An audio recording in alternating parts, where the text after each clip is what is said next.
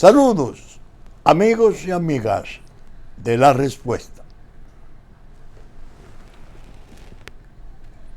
Como siempre ya se puede decir, el programa tiene su primera estación de calvario. Hablar de la epidemia, de la pandemia, por favor.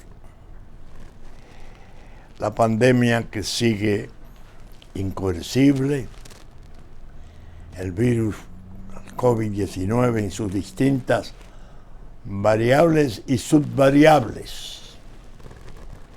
Que la que está atacando ahora es una subvariable de tercera generación. Los números que están apareciendo en la prensa diaria nuestra son preocupantes. Solo en el día de ayer, jueves, esto se graba viernes,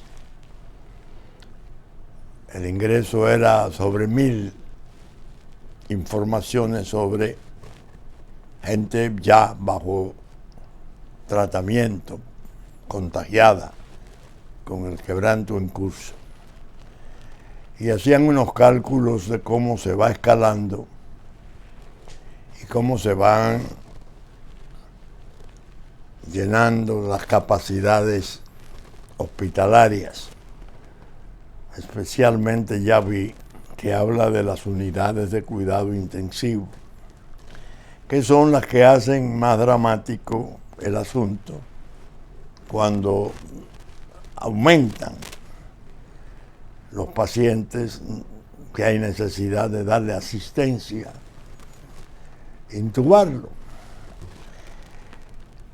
Como siempre he dicho ya, observen que estoy utilizando la expresión como siempre, de tan viejo que es esto ya. Mi recomendación es cuidado, mucho cuidado. He hablado con muchos amigos, he podido ir a otros poniendo en duda que eso sea cierto, porque están viendo como cierta normalidad en la calle y en los lugares. Y yo he tenido que hacerle razonamientos imparciales, no tomo partido en la vacuna entre los que la aprueban y la desaprueban. Yo sí estoy vacunado. Estoy esperando a ver que me den la luz verde para mi cuarta. Pero les he dicho, el quebranto está ahí. Es peligroso. Y un brote puede escalar aún más de lo que ya va. Y entonces es mejor prevenir que remediar, si es que hay remedio. Ese es mi compromiso como programa hoy, de reiterar la advertencia, la mascarilla, la distancia, la prudencia de no andar en las aglomeraciones lo menos posible hasta que pase la tormenta. Bien, lo que sí ha estado asumiendo características ya de otra índole, pero muy preocupantes también, es la guerra. Se acaba de producir la llamada cumbre de OTAN en Madrid. El presidente de Estados Unidos, Joe Biden, estuvo allí. Y los documentos que salieron de esa reunión cumbre me pusieron a pensar en las cosas que he tenido que leer en la vida acerca de las otras dos grandes guerras. La primera, la Gran Guerra, y la segunda, la innombrable Segunda Guerra Mundial. 10 millones de muertos en la primera, 60 millones de muertos en la segunda. ¿Qué me puse a pensar? Recordé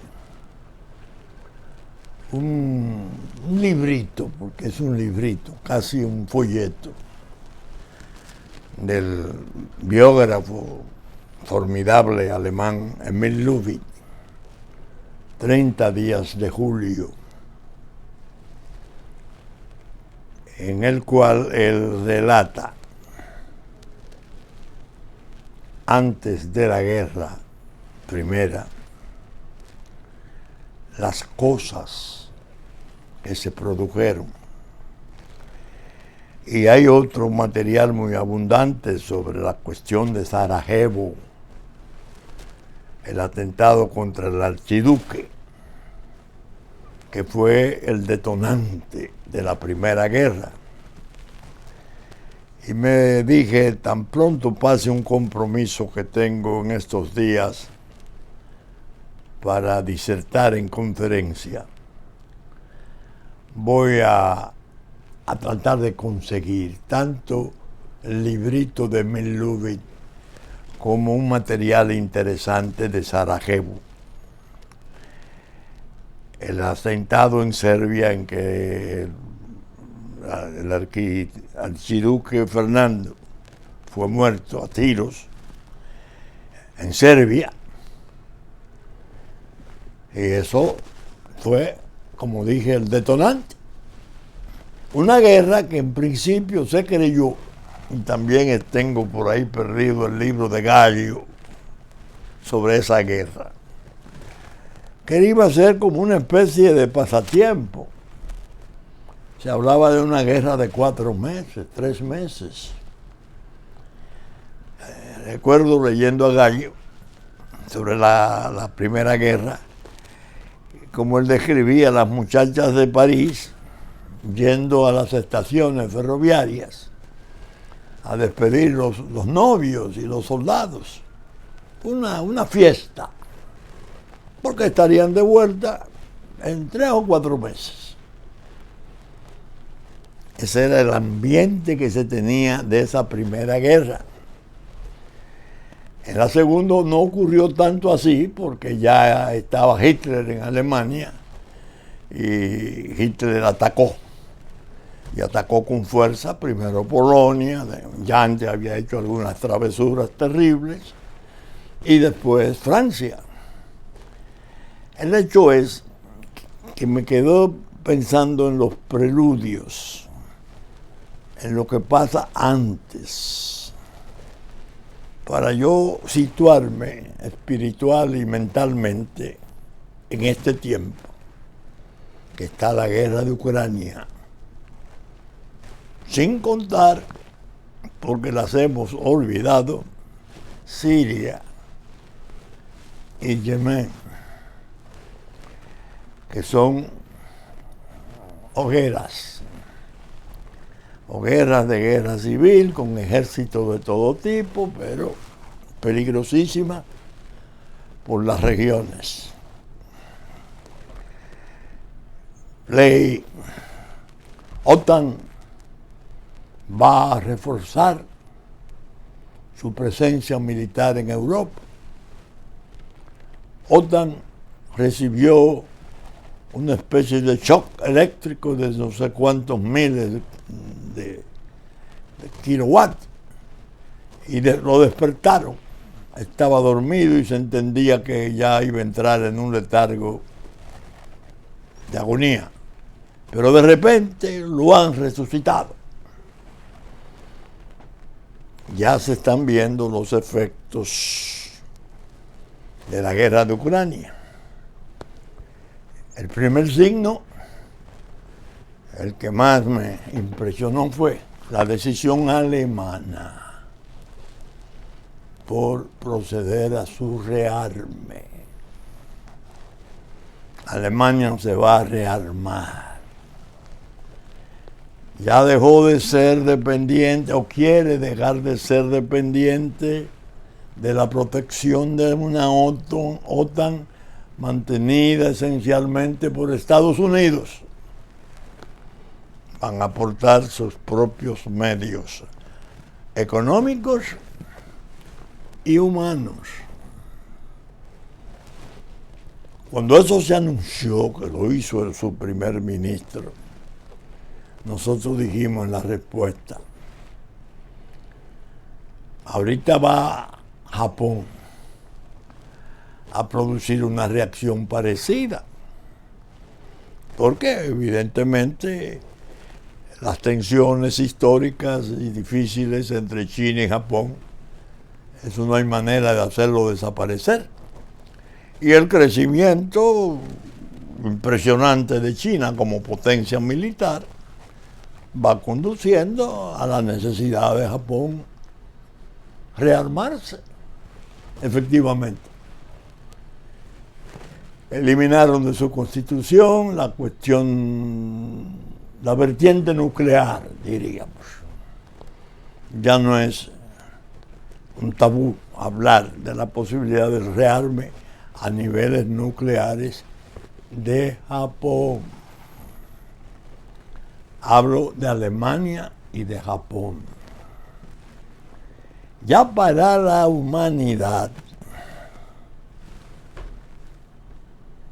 es un dato, es un factor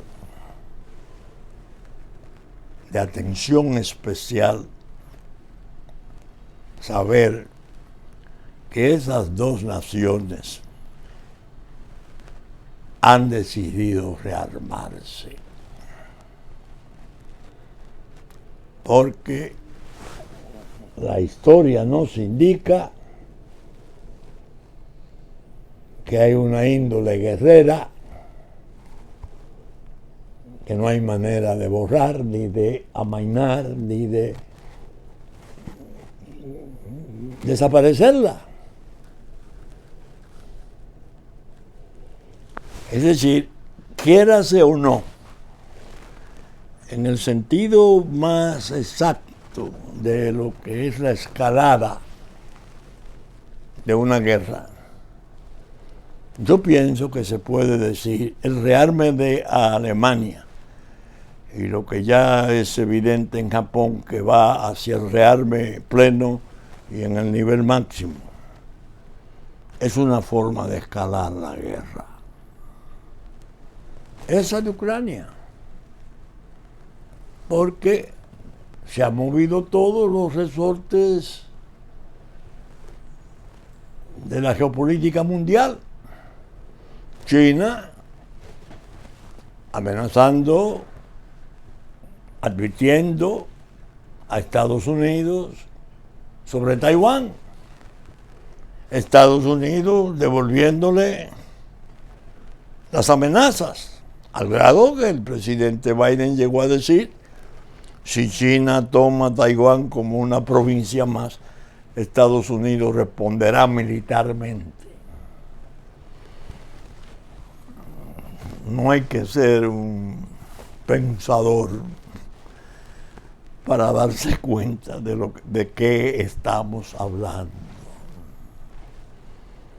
Quiere esto decir que la indocilidad de los hombres, su capacidad de desencuentro, su ineptitud para la paz sigue siendo un estado de conciencia negativa que no se ha ido del mundo. Y los peligros y los riesgos siguen no intactos, sino permanecen aumentados. Así como de la primera a la segunda hubo una diferencia de 50 millones de muertos.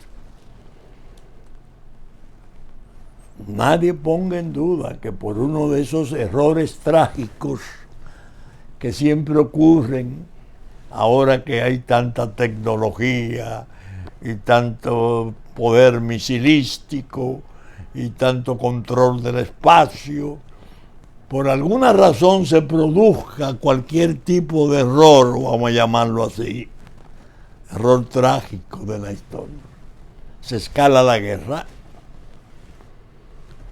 y estamos hablando no de 60 millones de muertos, ¿no?, sino de una humanidad muerta. Por eso digo que la guerra es un factor creciente de pesar. Esto ya sin contar lo que viene ocurriendo en la economía. Hay una corrida de bancos centrales hacia la cuestión del aumento de interés como una manera de mantenerlos atractivos y evitar la cuestión de la inflación, reducirla, que está golpeando a los pueblos. Y se sabe que ese es un factor terrible, irritante, que turba la paz social, que genera mucha ira pública y que puede incluso desestabilizar gobiernos. Y se siente como cruje la economía mundial. Y están las advertencias de los sabios, de los economistas mejor formados, de las voces más altas de la economía del mundo. Algunos de ellos hablando de que puede ser muy severa la crisis, tan severa o más severa que la propia depresión del año 1929, que fue el sobrecontexto que se montó, que le dio paso a Hitler al poder por la ruina de Alemania, por las exigencias de cobro de Francia, de las indemnizaciones de la guerra, de que yo he hablado aquí mucho. Algo peor que el 29. ¿Qué es lo que nos están proponiendo los gobernantes del mundo? No los presidentes y primeros ministros, nada más. No, ese es el poder político. Los gobernantes del mundo de otra índole. Los globalistas, los que manejan los capitales, que incluso fueron tan lejos como para llegar a un acuerdo trascendental, importantísimo, de convivencia y de acción conjunta, de gran complacencia con China. Y a los propios Estados Unidos lo colocaron en una situación de apriete que nadie sospechaba que podía producirse. Estados Unidos con sus dificultades enormes internas. Cuando uno lee las noticias y se encuentra con lo que está ocurriendo, que le deja ver lo que va a ocurrir, se desalienta, porque es una nación líder. Ha sido líder del mundo por años. Y de alguna manera está turbada. Está turbada. Bueno, lo vimos. Un aviso alarmante, la salida de Afganistán, en la forma en que se hizo. Porque lo lógico era que salieran, pero que salieran con la dignidad y la cadencia del trato con los aliados, algo programado. No fue así. Fue abrupta, de la noche para la mañana, y se abandonaron 85.000 millones de dólares en armamento, quedando en manos de aquellos talibanes, de esas mentalidades extremas, que vaya uno a saber lo que va a significar ese armamento en manos de esas fuerzas para futuro. Es decir, se ha ido alimentando, nutriendo la catástrofe que todavía no da su cuerpo entero y solo aparece como presunción, como hipótesis, como algo que puede ser, pero está ahí. 300.000 hombres norteamericanos, armamento, cruceros misilísticos para la base de Rota en España. Bueno, Alemania, ya con su política de rearme, va a aumentar sus fuerzas armadas. Estamos hablando de que se están cuadrando. Ahora mismo, con la cuestión del ingreso de Suecia y Finlandia a la Unión Europea, se produjo algo que comentamos en el pasado programa, antepasado. Putin dijo, bueno, a mí no me importa que ellos se ingresen en la Unión Europea, porque eso es un ingreso que no tiene que ver con la presencia de OTAN y no tiene características militares. Ellos han vivido su neutralidad y su cosa y no me interesa. Pero la resolución que sale de Madrid establece que no. Van a entrar y hay una amenaza de que van a ser también nutridas de armamentos especiales, de armamentos sofisticados, terribles, de gran poder destructivo.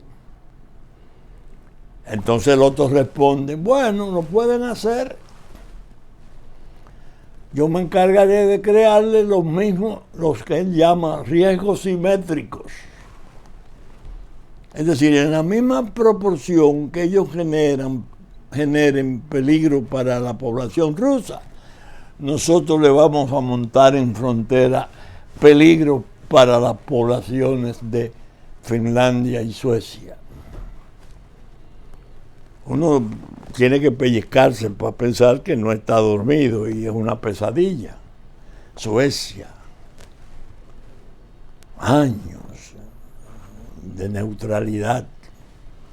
Hasta en la Segunda Guerra permaneció neutral. Suecia en esos enredos. Entonces el asunto es pesado.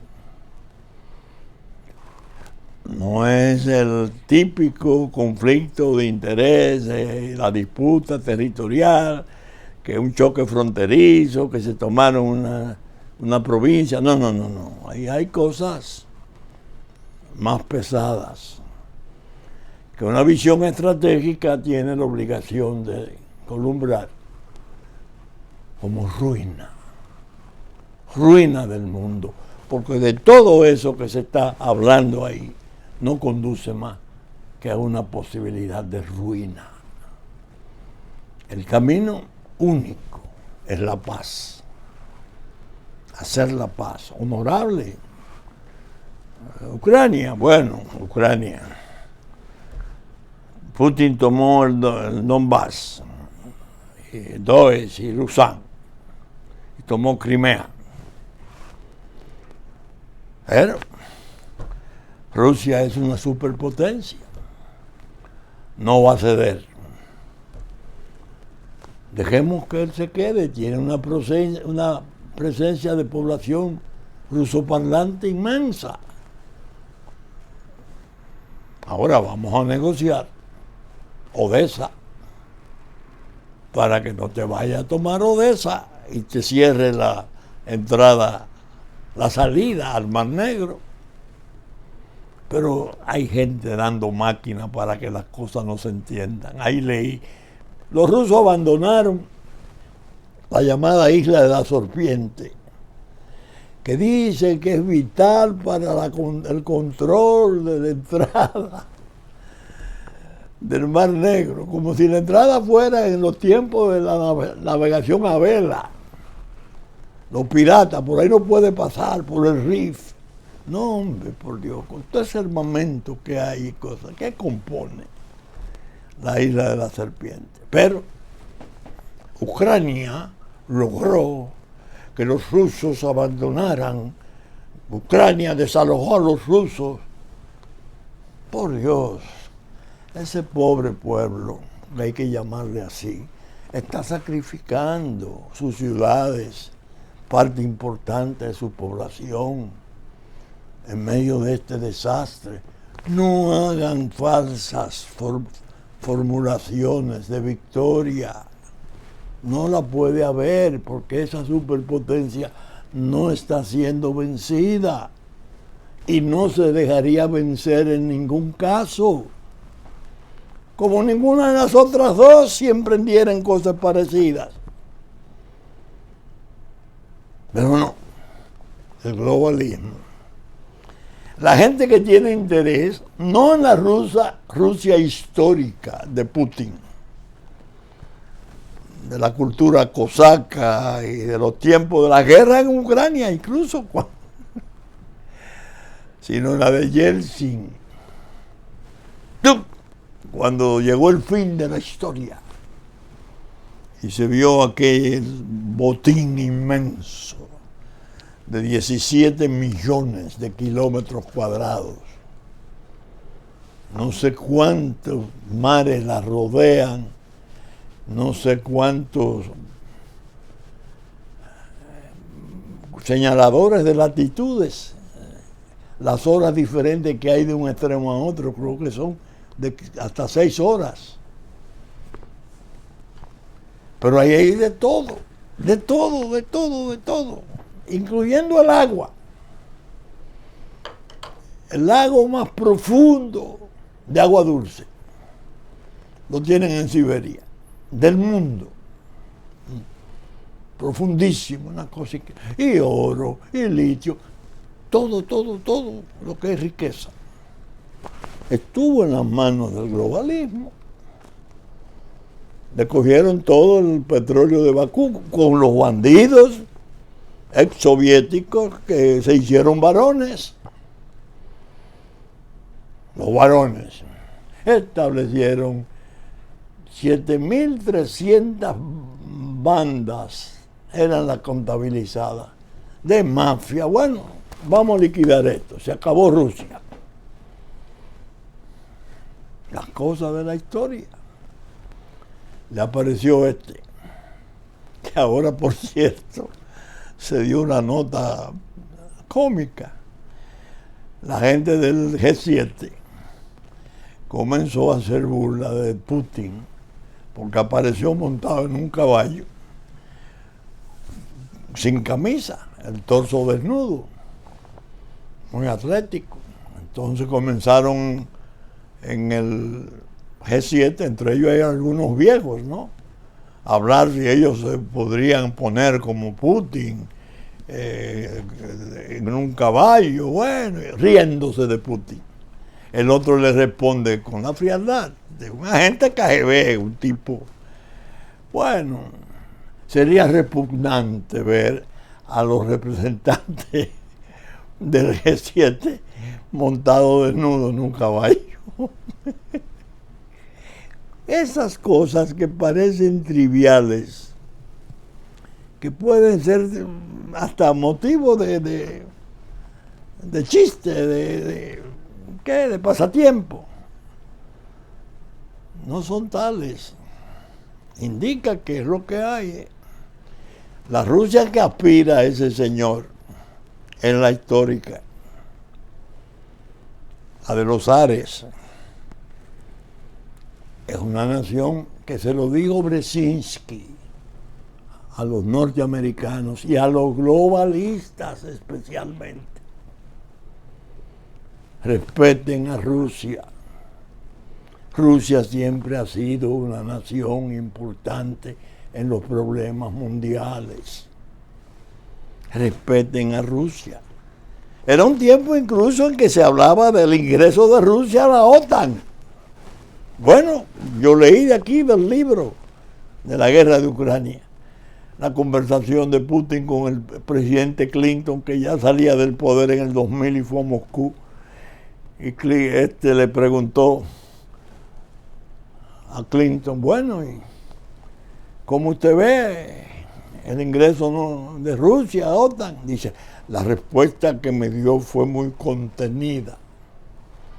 Yo no voy a revelar el contenido de la conversación, primera vez que hablo de esto en público. Pero después, en el apoyo militante y grueso que le diera a las fuerzas radicales de Chechenia, indicó claramente por qué la idea de Rusia en OTAN no tenía sentido, no tenía razón de ser para los gobernantes norteamericanos. Es decir, que estamos en esa fase en que hay muchas especulaciones, informaciones, desde luego, groseras, de todo tipo, locuras, de parte y parte. Yo no quiero decir que de una parte solamente. Uno que destruye, otro que derrota, uno que desaloja, otro que... que el público mundial tiende a perderse. Llega un momento en que no sabe realmente por dónde anda la verdad. Pero la gran verdad es esa posibilidad terrible de la guerra. Y la otra cara de esa gran verdad es única. La paz. Negociada. Pactada. Bueno. Dejémosle a Kaliningrado. Lituania, estate tranquila. No me lo bloquees. Tú eres OTAN. Pero ese es el puerto de ellos al Ártico.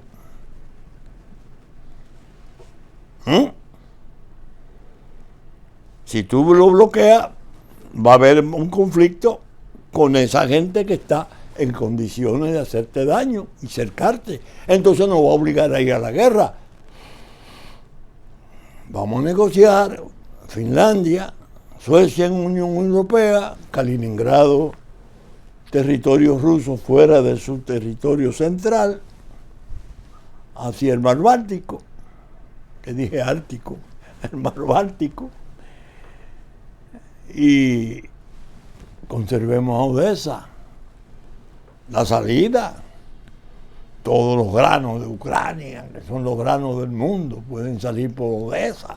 La propia Turquía estuvo quejosa, porque el alimento le llega en gran parte de allá. Eso es negociar la paz, que es lo que al mundo puede aprovechar.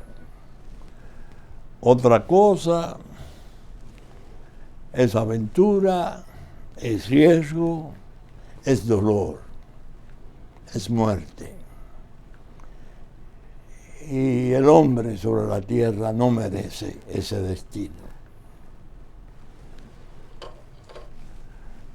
Ahora debo decir, para ponerme al día con el feminismo, el hombre y la mujer sobre la tierra. A cada momento tengo que enmendarme. Porque hablo del hombre por los viejos hábitos que teníamos, pero y me apuntan, y la mujer.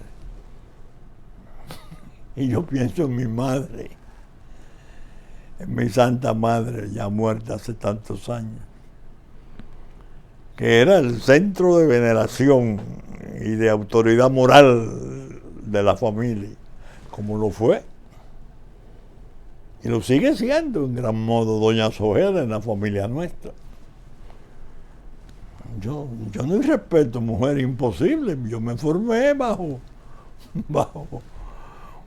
el palio de esa autoridad. Huérfano al fin, me crió mi madre. El hombre en la tierra y la mujer en la tierra no merecerían ese destino. Ya cumplí.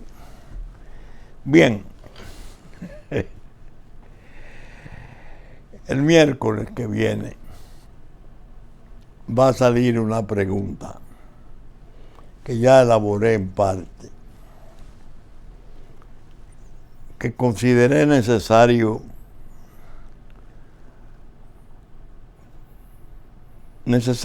porque hay un tema que pasó, hizo una especie de espuma o de llama fugaz, y como que se ha hundido, y a poco tiempo ya luce como que no pasó nada. Eso para los pueblos es muy peligroso.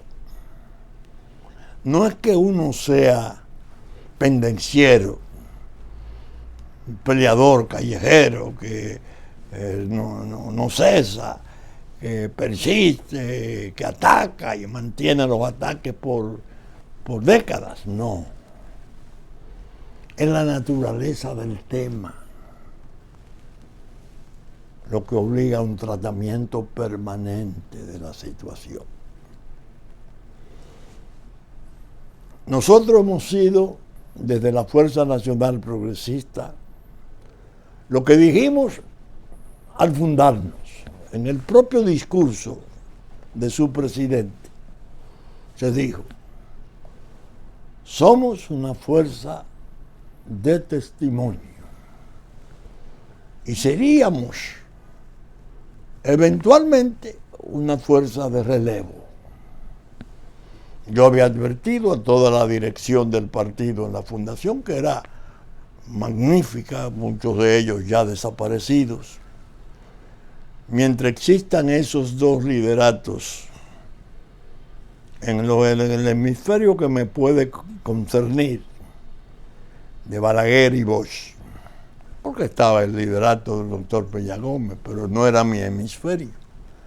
Mientras existe el de esos dos viejos, no piensen en terciar en trabajos de poder. Efectivamente, no lo hicimos.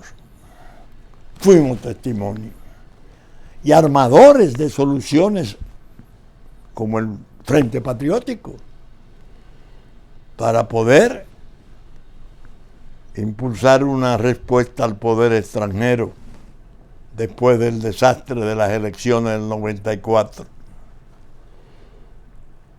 que se vendieron como un fraude colosal, en grave ofensa contra el presidente Balaguer a escala mundial, pese a que la Gallup de entonces, insisto, de entonces, 20 días antes le daba un punto de ventaja sobre el doctor Peña Gómez.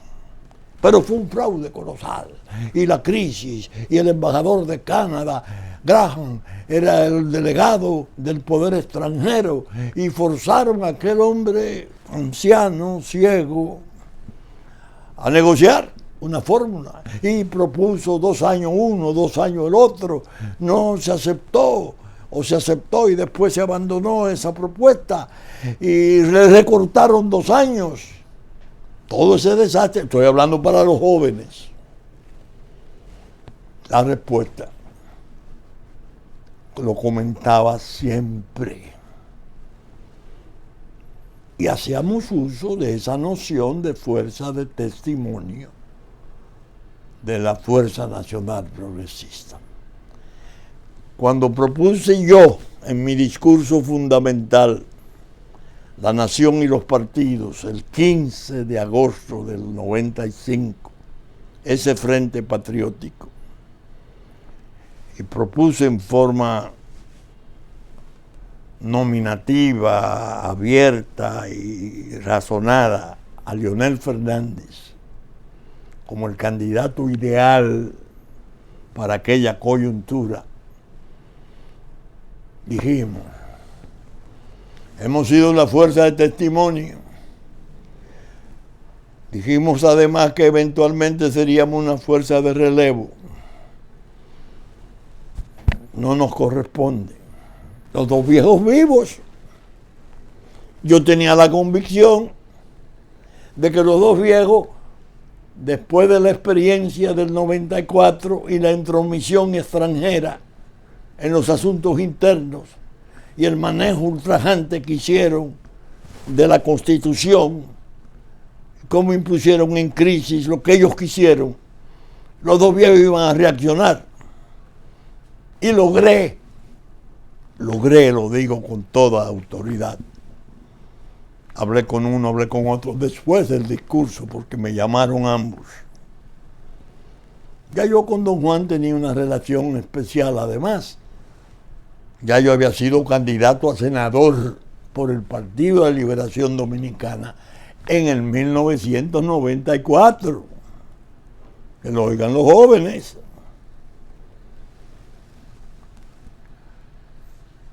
Señalamos a Leonel Fernández y yo decía, estamos señalando un relevo.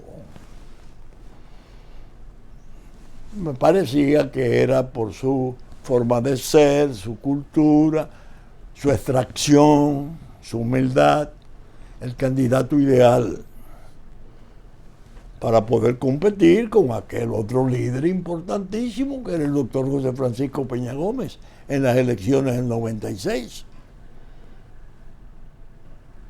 Pues bien, pasan los años, se sabe parte de lo que ha ocurrido, porque falta mucho por conocer, y llegamos al 22, y tenemos ahora la cuestión de saber por dónde nos están llevando estos caminos.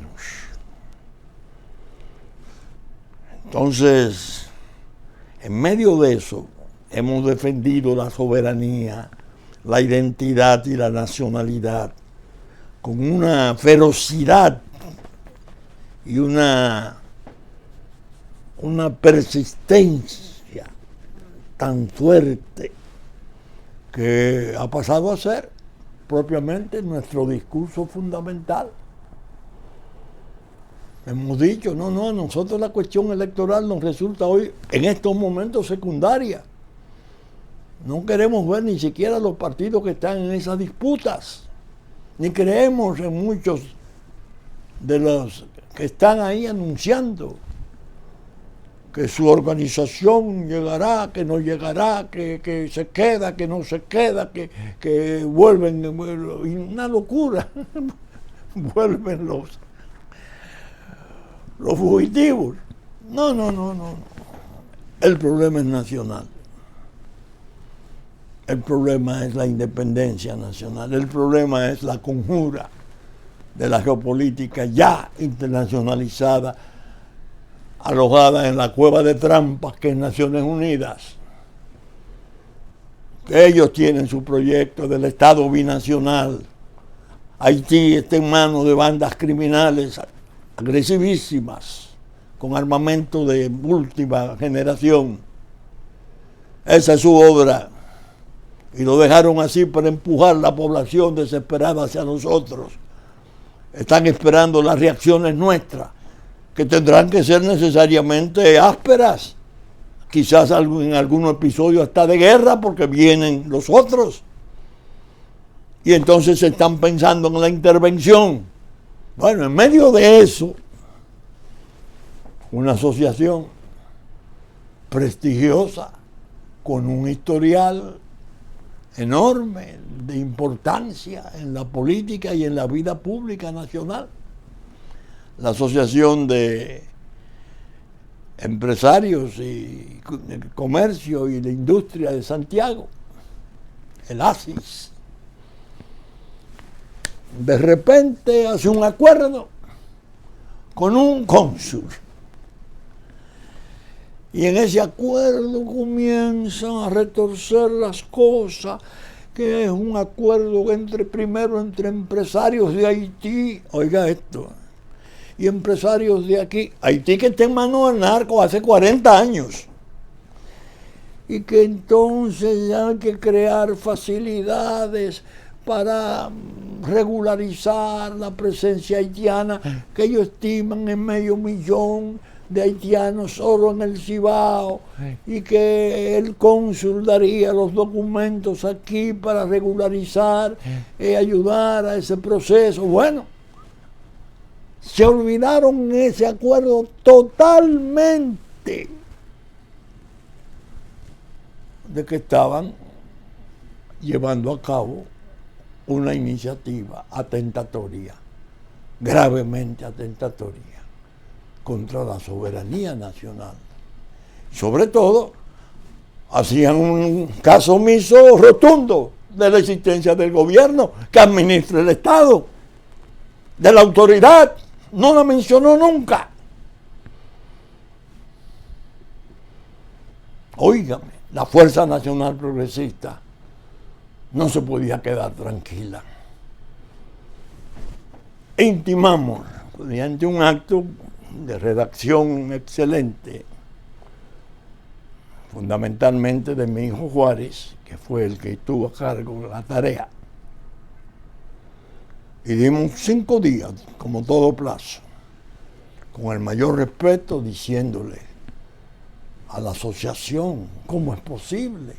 Desistan de eso, el propio acuerdo lo permite, y bueno,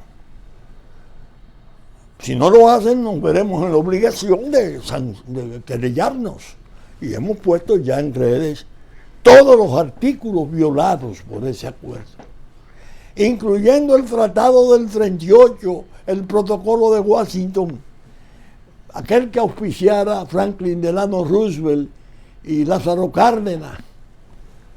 Todas las violaciones de esas disposiciones de la Ley 285 de inmigración, es decir, bueno, y ocurrió algo.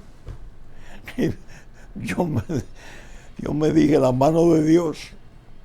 Se notificó a las 4 de la tarde, un viernes, y a las 10 de la noche se produjo un allanamiento en un restaurante haitiano y encontraron 18 pasaportes, qué sé yo cuántos miles de dólares, una fábrica de falsificaciones de un grupo de individuos ilegales algunos y otros que están aquí, pero haciendo ya, preparándose para el gran convite del acuerdo. Y el señor cónsul llamó y fue, y se hizo cargo de la situación, y le pedía a la autoridad que le entregara a esos jóvenes, a esos muchachos. Y la autoridad dijo, no, nosotros hemos encontrado esto aquí, esto es una fábrica de inmigración, actuó con una corrección intachable. Bueno, pues hay que llevarme preso. Bueno, si usted quiere venir, venga, pero usted no va preso. Y se montó con los detenidos. Eso parece que de algún modo produjo una conmoción adicional a la que pudo producir la notificación de la Fuerza Nacional Progresista a las 4 de la tarde de ese día. Al día siguiente estaba reunida para desistir de ese acuerdo, porque la Cancillería haitiana, vaya usted a saber quién la desempeña, y si eso existe, dijo que ese hombre no tenía autoridad para eso, y que ya estaba llamado, y que mientras estuviera aquí unos días podía fungir como cónsul, pero que no tenía facultad para eso. Y ellos hacen entonces se apartan del acuerdo, pero lo hacen con arrogancia, lo hacen entonces se recuerdan de la autoridad. Y lo hacen propiamente porque la autoridad le ha prometido que va a resolver el problema, ayudar a la solución de ese problema de los trabajadores ilegales. Ellos no están admitiendo que ellos son los contratantes y son los que están violando la ley nacional del trabajo nacional, que impone el 80% dominicano contra el 20% extranjero. No. Con mucha arrogancia. Eso se llama, en derecho penal, arrepentimiento activo, que no tiene ningún efecto, ni borra mínimamente los hechos criminales cometidos. Nosotros nos alegramos que se produjera porque era una manera de, bueno, finalmente la República someterla ahora a un proceso como el que nosotros íbamos a armar, de alta traición contra gente importante. Tal vez no era lo ideal, no era la oportunidad para el país. No, arrepentimiento activo. Pero la autoridad no ha respondido. No hizo ni media palabra la autoridad. Por eso es que había la gente del caballo de Troya que está con Haití y sirve ministerios de este gobierno. Parece que trató por lo bajo con la asociación. La asociación no hay quien me meta, como diría don Carlos Rafael Goico Morales, en el caletre que iba a hacer ese acuerdo sin antes contactar al canciller, a los grupos pro-haitianos, la gente del caballo de Troya, de la traición a la patria que está en el gobierno. Y le queremos decir entonces, como advertencia, como escarmiento, esos hechos fueron perpetrados. Solo se aniquilan por prescripción. No lo aniquila el arrepentimiento activo.